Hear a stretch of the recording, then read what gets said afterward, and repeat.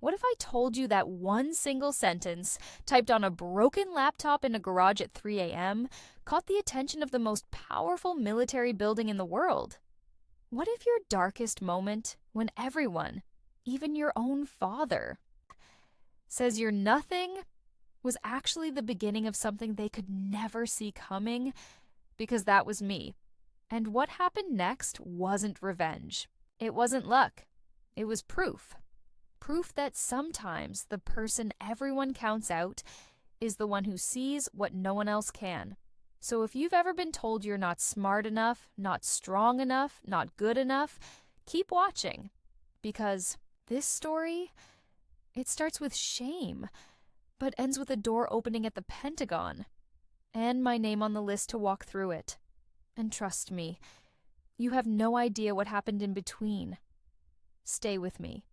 The truth is darker, stranger, and more unbelievable than you think. My name is Lena. I was 17 when my dad told me I'd never be anything. It wasn't in anger, not even yelling. It was worse. It was calm. Like he was stating a fact, like saying, "The sky is blue." We were in the kitchen, rain tapping the window.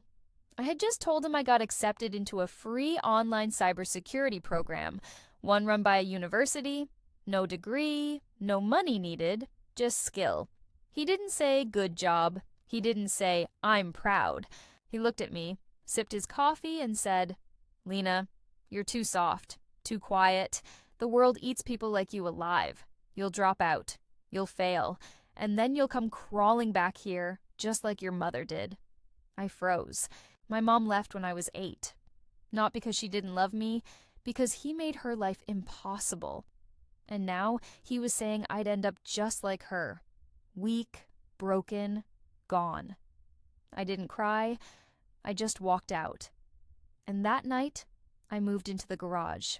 No bed, just a mattress, a secondhand laptop, and a Wi-Fi signal that barely worked. But I had something else. Focus. Because I wasn't trying to prove I was smart. I was trying to prove I existed. And the only place I felt real was inside data. Numbers don't lie, codes don't judge, and patterns, they don't care. If you're shy or scared or sleeping in a garage, they just are. So I studied every night from 10 p.m. to 3 a.m. Cybersecurity, encryption, public government reports, satellite logs, anything I could find for free. Most people scroll TikTok. I scrolled Pentagon PDFs. And one night, I found something. It was a routine report. 2022 Defense Communications Overview. Dull title, 198 pages. Posted publicly. But on page 143, I saw it. A satellite named Aegis 9 was listed as transmitting signals from orbit on July 12th. But in the technical appendix, it said the satellite was still in testing phase and wouldn't launch until July 14th. Wait, that's impossible. You can't send signals from space before you launch. I checked NASA's database. No record of Aegis 9. I searched military records. Nothing. Then I found a clue. In an old defense contractor newsletter, a sentence buried in paragraph 5. Project Aegis, stealth comms test using simulated orbital signals. Simulated, so the satellite wasn't real, but someone was pretending it was. Why? Then I remembered something I'd read. Governments sometimes plant fake info in public files. A trap, a test. If someone finds it and talks about it, they know who's paying attention. And I just did. So I made a post, tiny, on a forum called Open Intel Watch. Found a mismatch in DoD report, Aegis 9 live on July 12th. But launch date July 14th. Also, no public record. Is this a test or error? I clicked post and went to sleep. Big mistake. At 3:17 a.m., my laptop screen flickered. Files vanished. Photos, notes, even my browser history, gone. Only one thing remained in my inbox. Sender. Unknown subject. You weren't supposed to see that. Body, stop digging. This isn't for you. Walk away. While you still can. My heart pounded. Was this a hacker? A prank? Or was someone really watching? I should have listened. But then my dad walked into the garage the next morning, saw my notebook open, full of codes, dates, and red circles around ages 9. He didn't yell. He just laughed, then said, "See? This is what I mean. You're obsessed with nonsense. No one cares about you. No one's watching. You're nothing, Lena. And this little game of yours, it proves it." That night, I cried. But not because he hurt me, because I believed him, until I looked at my phone. Another email. No subject. One line. Go to Fort Meade Gate 3, Thursday, 7:30 a.m. Ask for Agent Cole. Say, the sky is green on Tuesdays. Fort Meade? That's NSA territory. The most secure place in America. And they were talking to me? A girl in a hoodie, living in a garage, with no degree, no connections, no voice. I showed the email to my best friend, Maya. She said, "Lena, this could be dangerous, or it could be your only chance." I didn't sleep, but I went. Thursday, morning, cold, foggy. I stood at the gate, shaking. A guard looked at me. "Name?" "Lena," I said. "I'm here for Agent Cole." He raised an eyebrow. "You have clearance?" I took a breath and said the words, "The sky is green on Tuesdays." Silence. Then the guard picked up his radio, spoke 2 words. Subject confirmed. The gate opened. A black van rolled up. No windows. A woman stepped out. Not a man. A woman, mid-40s, sharp eyes, dark suit, no badge. She looked at me and said, "You weren't supposed to find that, Lena, but you did. And now you have a choice." My heart stopped. She knew my name, not just my username, my real name. And in that moment, I realized this wasn't a mistake. This wasn't luck. This was a test. And I had just passed the first level. She opened the van door. "Get in," she said. "We have a lot to talk about." I looked back, at the garage, at the life where I was nothing. Then I stepped inside, and the door shut behind me. The van door shut behind me like a tomb ceiling. No windows, no sound from outside, just the hum of the engine and the silence between me and the woman in the suit. She didn't look at me, didn't speak. She just pressed a button on the dashboard. A soft click echoed through the cabin. And then the back wall slid open. Not a normal van, a moving room. Behind it was a small space.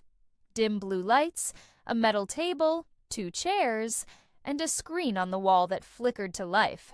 Text appeared. Identity confirmed. Lena Marie Vaughn. Age 17.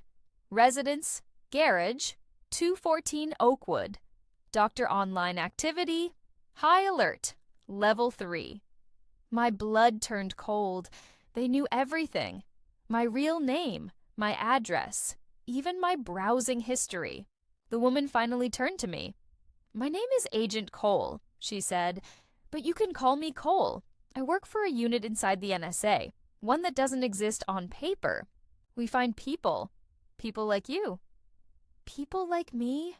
I whispered. "You mean girls who live in garages?" She almost smiled. "No, I mean observers, the ones no one sees, but who see everything." I didn't know what to say. Then she asked one question. "Why did you post about Aegis 9? I swallowed. "Because it didn't make sense. A satellite can't be in space before it's launched. So I thought, maybe it was a mistake. Or a test." Cole leaned forward. "And when you got the warning email, why didn't you stop?" My hands were shaking. "Because my dad told me I was nothing, and for once, I wanted to be something, even if it was just someone who noticed a lie." Silence. Then Cole nodded slowly. "Good answer." She tapped the screen. A video played. It was me, sitting in the garage, late at night, typing from above, like a security camera. How long have you been watching me? I asked, voice breaking. 6 months, she said. We monitor public forums. People who dig too deep get flagged. You posted under Lena code, but we traced your IP, your patterns, your search history. You weren't just curious, you were accurate. Accurate? You predicted a network failure in a military base in Germany 3 days before it happened. You mapped a fake drone test in Nevada that wasn't in any news report. And last month, you found a typo in a Pentagon budget file that revealed a hidden project. Project Echo. I didn't even remember that. I was just browsing. You were hunting, Cole said. And you didn't know it. My mind spun. All this time I thought I was alone, invisible. But someone had been watching, not to hurt me, to recruit me. Then Cole said something that froze me. We planted Aegis 9 as a trap, to catch leaks. But you weren't leaking, you were solving. And that makes you dangerous. To the wrong people. What do you mean? She leaned in. Someone inside the government is selling secrets. We don't know who, but they're using fake data, like Aegis 9, to test who's paying attention. If someone finds it and reacts, they get flagged. And sometimes they disappear. My breath caught. Disappear? Cole didn't answer. Instead, she showed me a photo on the screen. A young man, early 20s, Asian, wearing glasses. His name was Daniel Park, she said. 22 years old, MIT student, found a fake satellite signal in a Navy report, posted about it online. What happened? Cole tapped again. A news headline, MIT student found unresponsive in dorm room. Investigation ongoing. No, I whispered. It wasn't an accident, Cole said, and it wasn't natural. He was silenced because he saw too much. And now, you've seen the same thing. I felt sick. I thought I was chasing truth, but I was running into a war, and I wasn't even armed. Cole looked at me. You have a choice, Lena. Walk away now. We'll erase your data. No one will ever know you were here. You can go back to your life. Live quietly. Be nothing, like your father said. I looked down. Then I looked up. And if I don't walk away? A slow smile crossed her face. Then you become Asset 0, our first civilian observer. Unofficial, off record. You help us find the leak. And in return, we give you a new life. A real one. I didn't hesitate. I'm in. Cole pressed a button. The screen changed. A map of the U.S. red dots blinking. Each dot is a person who found the Aegis 9 lie, Cole said. 27 people in the last year. 19 have gone silent. 6 moved. Only 2 are still active. And I'm one of them? You're the only one who replied to our warning? My heart pounded. Then Cole handed me a small black device, like a USB drive, but sleeker. This is a neural link light, she said. It connects to your laptop, gives you access to secure data. Only what we allow. You'll get missions, puzzles, reports. You solve them, we watch. If you're right, you move up. And if I'm wrong, then you were just a kid in a garage. No harm done. I took the device. It felt heavy, like holding a future. The van stopped, the door opened. We were in a parking garage, dark, empty. Cole stepped out. Come see me in 72 hours. Same time, same place. Bring the drive, and bring answers. Answers to what? She smiled. Who deleted Daniel Park's files the night he was found? Then she was gone. Van vanished into the shadows. I stood there, alone, holding a device that could change everything. I went back to the garage. But I wasn't the same. I plugged in the neural link. Screen lit up. No logo, no name. Just text. Welcome, Asset 0, Mission 1, Access Level 1. Files opened. Police report on Daniel Park's case. Cause of death, undetermined. Autopsy, no signs of struggle, no toxins, found unresponsive in bed, laptop missing from scene. But something was off. The photo of the room showed a laptop on the desk, but in the evidence list, no laptop. I searched deeper. University records. Daniel had submitted a final project 12 hours before he was found. Topic: anomaly detection in public defense. Data. But the file was gone. I checked his GitHub. Deleted. His cloud backup. Wiped. Only one thing remained, a printed note found in his trash. They know I know. Aegis isn't fake. It's a cover. The signal is real. It's not. From space. It's from underground. My skin crawled. A satellite signal. From underground? Impossible. Radio waves don't work like that. Unless it wasn't a satellite, it was a transmitter. Hidden. Fake signal. Made to look like it came from space. But why? I dug into public records. Found a company, Nextwave Technologies, private defense contractor, funded by the Pentagon, and guess what they specialize in? Stealth signal transmission, underground and underwater. Coincidence? No. I cross-checked dates. Nextwave got a $47 million contract 1 week before Daniel was found.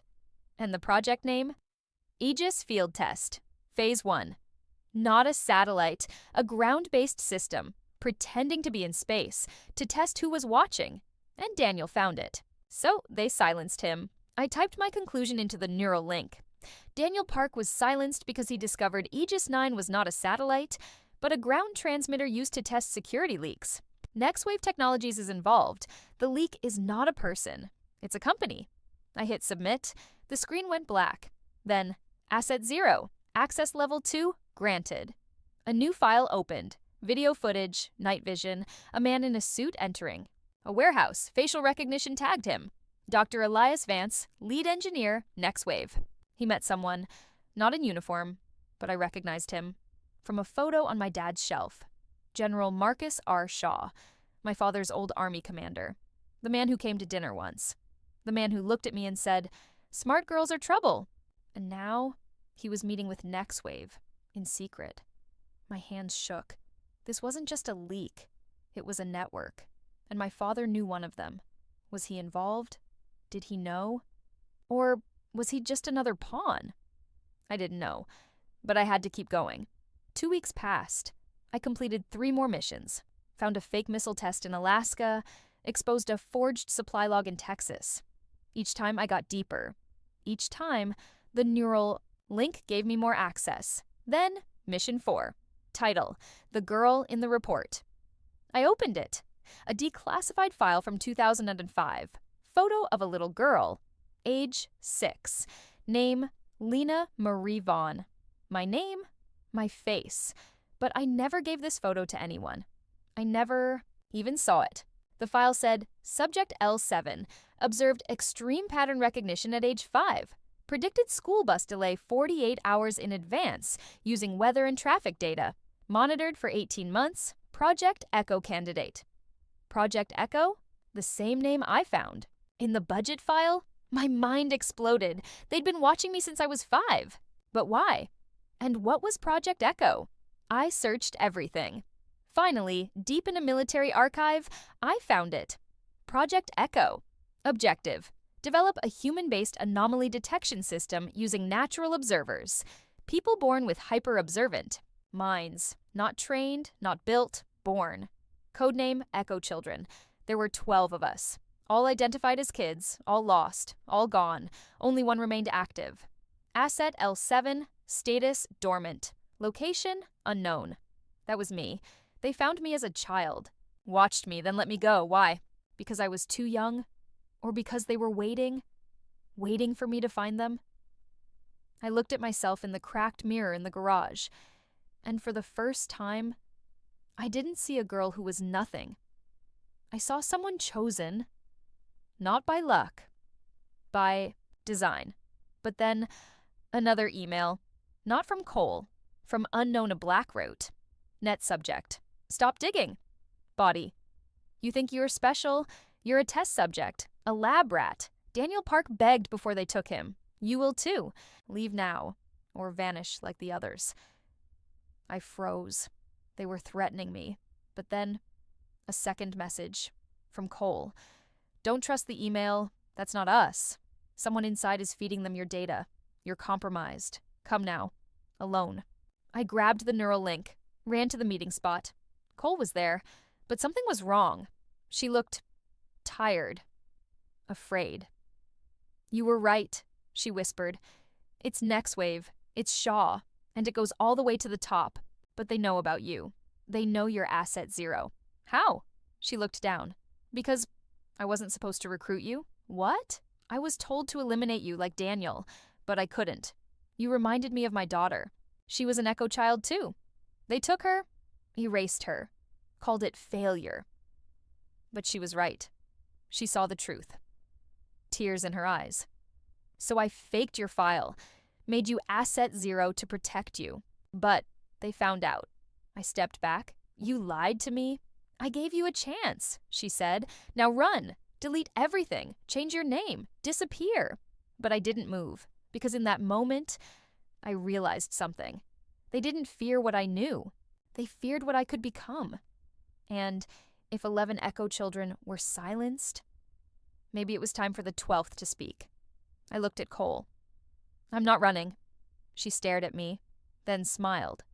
"Then it's time you met the others." She opened her coat. Underneath, a patch. Not NSA, not Pentagon, just 3 letters. ECH, Echo Children, hidden, watching, rising. And in her hand, a list with 11 names, all marked missing, but one name was blinking. Mine, Lena Vaughn, active. The list in Cole's hand wasn't just paper, it was fire. 11 names, all marked missing, and one, mine, glowing like a beacon. Lena Vaughn, active. I stared at it. My hands shook, not from fear, from power, because for the first time in my life, I wasn't invisible. I was targeted. And that meant I mattered. Cole folded the list and tucked it into her coat. "We don't have long," she said. "They know you're close, and they'll come for you, not just as a hacker, not just as a girl in a garage, but as an Echo child." "What does that even mean?" I asked. "Why were we chosen?" She looked at me like I'd just asked the most dangerous question in the world. "Because most people see what's in front of them," she said. You see what's missing. You notice the silence between words, the gap in a report, the lie hidden in a number. And that kind of mind can't be trained. It's born." "So, Project Echo was real?" "It was a secret program," she whispered. "Started in the 90s. Goal, find kids with natural pattern intelligence. Kids who could spot lies in data before AI could. They called us human anomaly detectors. But when governments realized how dangerous we were, they shut it down and erased us." "But why keep us alive at all?" I asked. "They didn't," Cole said. "They tested us, watched us grow. Some failed, some vanished. A few, like me, escaped.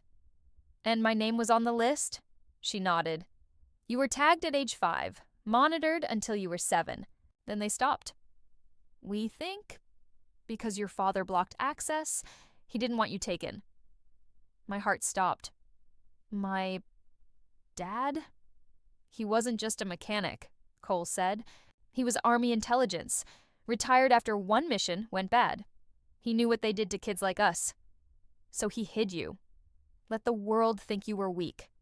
Let you think you were nothing. To keep you safe." I felt the ground tilt. All those years, the yelling, the garage, the "you'll never be anything." It wasn't hate. It was protection. He made me small, so they wouldn't see me. And it worked. Until now. 2 days later, I got a message. Not from Cole, not from the neural link. From an old email I hadn't used in years.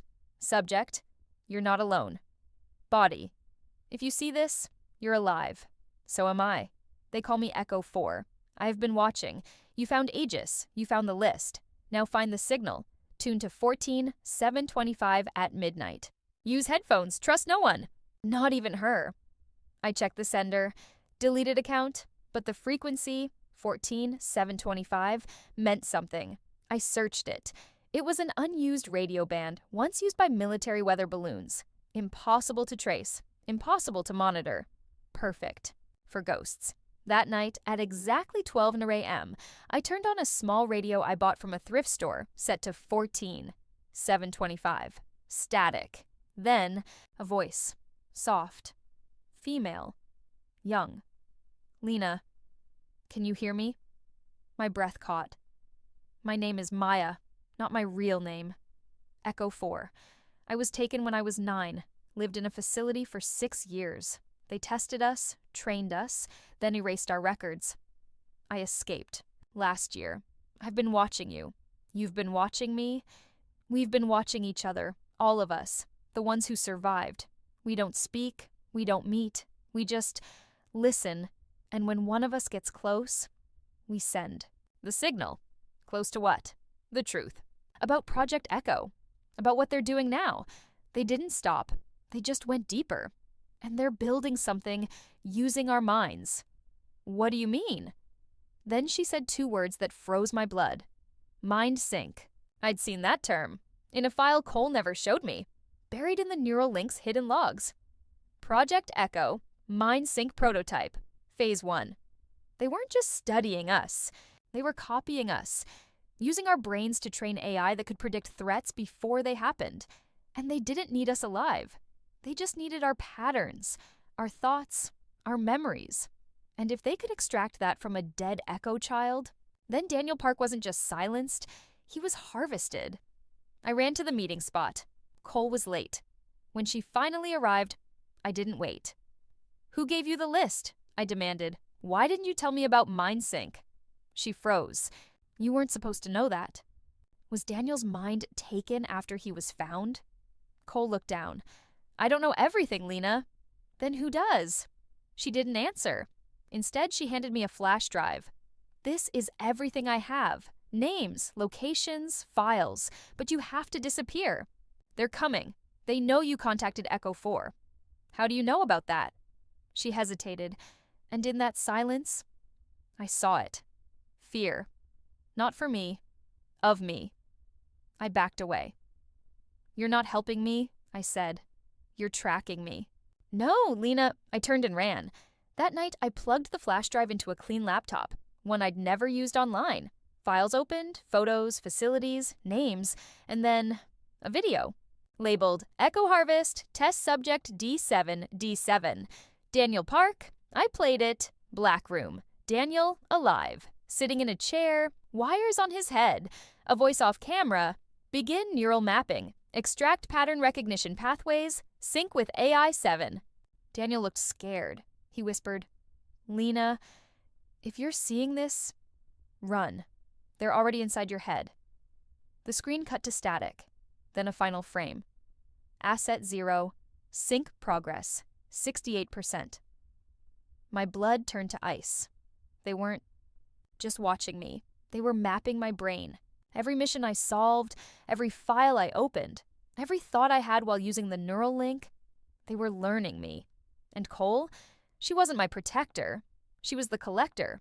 I didn't sleep. I didn't eat. I tore apart the neural link. Found a tiny chip inside. Not for access. For transmission, it wasn't giving me data. It was taking mine. So I did the one thing they'd never expect. I logged in anyway. But this time, I lied. I fed the system fake patterns. Wrong answers. Twisted logic. Fake discoveries. Let them think I was breaking. Let them think I was scared. And while they watched the puppet, the real me went dark. No internet, no phone, just paper, pencil, and memory. And I remembered something Daniel wrote. Aegis isn't from space, it's from underground. So I searched for underground facilities linked to NextWave. Found one. Buried under an old mine in Nevada. Name, Site Echo 0. And guess who funded the land purchase? General Marcus R. Shaw. The same man who told me, smart girls are trouble. The same man my father hated. The same man meeting with NextWave. And now, I had proof. But I couldn't go alone. I needed help. So I sent a signal. Same frequency, same time, same words Daniel used. If you're out there, I'm coming. Nevada. Site Echo 0. Midnight. Bring the others. I didn't know if anyone would come, but the next day, my radio buzzed. One word. We hear you. The night came. I stood outside Site Echo Zero, a rusted gate, barbed wire, no lights, wind howling, then shadows. 3 figures emerged, one tall, one small, one in a hoodie. No words, just nods. We moved in, silent, past sensors, through vents, until we reached the core room. Glass walls, dozens of chairs, each with wires, each labeled Echo 1, Echo 2, Echo 3, Echo 11. All taken, all mapped, and in the center, a 12th chair blank, but engraved on the side. For Lena. My breath stopped. They weren't just expecting me, they were waiting. Then the lights came on. A voice echoed, "Welcome home, Asset 0. I turned. On the screen, not Cole, not Shaw, but my father, standing in a control room, alive, watching, and smiling. You were never nothing, Lena. You were always the key. And now, it's time to wake up." The screen lit up, and there he was, my father, standing in a control room, not in the garage, not in anger, but in a place I'd never seen. Cold, high-tech, filled with flashing lights and silent machines. And he was smiling. "You were never nothing, Lena. You were always the key. And now, it's time to wake up." I couldn't move. My heart pounded like a war drum. The others, the Echo children, stood frozen behind me. One whispered, "Don't trust the voice. It could be fake." But I knew it was him.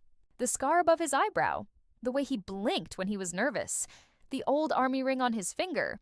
It was him. And he wasn't a prisoner. He was in charge. "Dad?" I said, voice shaking. "You're alive." The screen zoomed in. His smile faded. "I had to disappear, Lena, to protect you. When I found out they were coming back for you, that Project Echo was restarting. I went underground. I joined them, not to help them, but to stop them from the inside." Silence. Then he pointed to the chair. "They built that for you. To scan your mind, to copy your patterns, to create an AI that thinks like an Echo child. But I made one rule. They couldn't activate it until you walked in. You let them build this. I controlled it," he said. "I gave them false data, slowed their progress, waited for you to find the truth on your own. Because if you didn't, if they took you, you'd be just another ghost." Tears filled my eyes. All those years, the yelling, the garage, the "you're nothing." He wasn't rejecting me. He was training me, making me strong, making me invisible, so I could survive. And now, I had. "You're not a weapon, Lena," he said. "You're a guardian, and the only one who can shut this down the right way." "How?" "Walk into the room, sit in the chair, let the system start. But when it asks for your final code, give it the real truth. Not what they want, not what they expect, but what only you know." I looked at the others. Echo 4, Maya, stepped forward. "We're with you." One by one, they nodded. We weren't just survivors. We were a network. And now, we were ready. I walked into the core room. The chair was cold, wires extended like snakes. A voice boomed, "Initiate sync protocol. Identity, Asset 0. Begin neural mapping." A screen lit up. "Final authentication required. Enter the truth." Not a password, not a code, but the truth. My mind raced. What truth would break them? Not my name, not my past, but the one thing they never saw coming. I typed, "The first lie I ever noticed was in my father's eyes. He said I was nothing, so I would survive." And he was right. Silence. Then the system blinked. Truth confirmed. Sync protocol. Aborted. Alarms blared. Screens turned red. Project Echo. Terminated. From the control room, my dad exhaled. "You did it!" But it wasn't over, because another screen lit up. A live feed. General Marcus Shaw, standing in a Pentagon hallway. He looked at the camera and said, "You think you've won? You've only delayed the inevitable. The world needs control. And Echo Minds are the key." Then he turned and walked away. He wasn't done, and neither was I. We didn't destroy Site Echo Zero. We exposed it. Using the neural link's hidden upload function, one I'd reprogrammed with fake data, I sent everything, files, videos, names, proof, to every major news outlet, to watchdog groups, to Congress, not with a bang, but with a whisper, and within 48 hours. Secret mind mapping project exposed. Pentagon under investigation. Ex-government scientists speak out. They were stealing children's minds. Girl from garage linked to national security breakthrough. My name wasn't in the articles, but the truth was, and that was enough. Cole was arrested, not for killing anyone, but for illegal surveillance and data harvesting. Shaw vanished, but his name was flagged, and we were watching. The Echo children, we didn't go back to hiding. We went public, not as victims, as advisors, a new team, unofficial, untraceable, born from silence, fueled by truth. And I moved out of the garage, not into a mansion, but into a small apartment, with a desk, a laptop, and a window that let in the sun. My dad came to visit. No yelling, no coldness, just a hug. And 2 words. I'm proud. I didn't cry. I smiled. Because I finally understood. He never thought I was nothing. He knew I was everything. And he spent years making sure I'd survive long enough to prove it. 3 months later, I got a letter. No return address. But the seal was real. The Pentagon. Inside, Lena Vaughn, in recognition of exceptional insight, national service, and contribution to defense integrity, you are hereby invited to join the Civilian Intelligence Review Board, effective immediately. You are not a soldier. You are not a spy. You are a guardian of truth. Welcome, Lena. I held it in my hands, and for the first time, I didn't feel like I had something to prove. I just was. And that was enough. So if you've ever been told you're too quiet, too weak, too broken to matter, remember this. The world doesn't need more noise. It needs people who can hear the silence. People who notice the missing piece, the wrong date, the lie in a smile. You don't need a title. You don't need permission. You just need to keep seeing. Because sometimes the person everyone calls nothing is the one who changes everything. Thank you so much for watching. If this story moved you, inspired you, or reminded you that your voice matters, please like, share, and subscribe, because this isn't the last story I'll tell. There are more hidden truths out there, and I'm just getting started. Until next time, stay sharp, stay kind, and never stop believing in yourself. Thanks for watching.